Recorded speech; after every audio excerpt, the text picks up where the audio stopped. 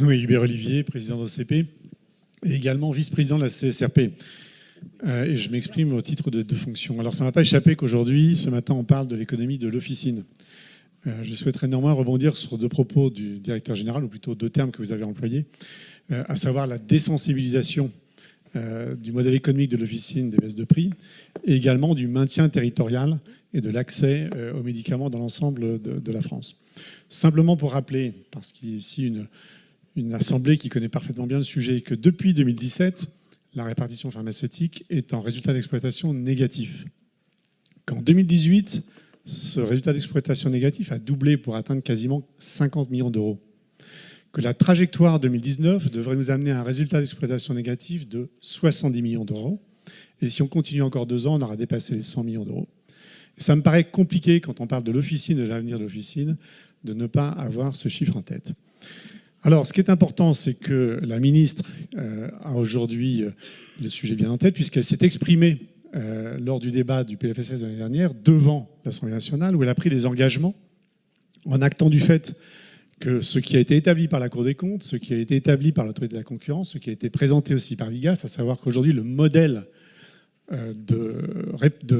économique de répartition qui fonctionne sur la base d'obligations de service public n'est plus financé. Alors on a confiance dans le fait que les travaux qui ont eu lieu depuis 1 an serviront. Nous avons aujourd'hui, avec les services de la ministre, pu définir quel pourrait être un nouveau modèle de marge. Et pour anticiper sur une éventuelle réaction de Gilles Bonnefond, je précise tout de suite que tout modèle de marge qui aurait consisté, une expression que tu emploies parfois, à faire la poche des officines a été immédiatement écarté. Donc un nouveau modèle de marge.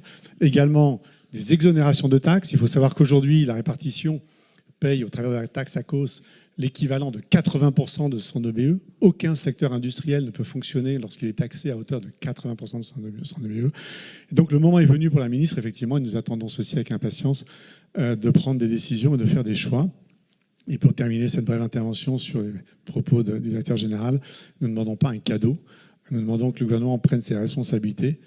Ce n'est pas dans vos mains, monsieur le directeur général, c'est du côté du ministère de la Santé. Nous attendons que le ministère de la Santé prenne ses responsabilités.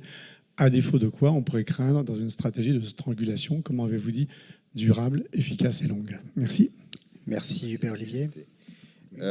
Sur la répartition, comme vous le savez, merci de l'avoir dit, ça ne relève pas de l'assurance maladie, donc du coup, je n'ai pas de réponse particulière.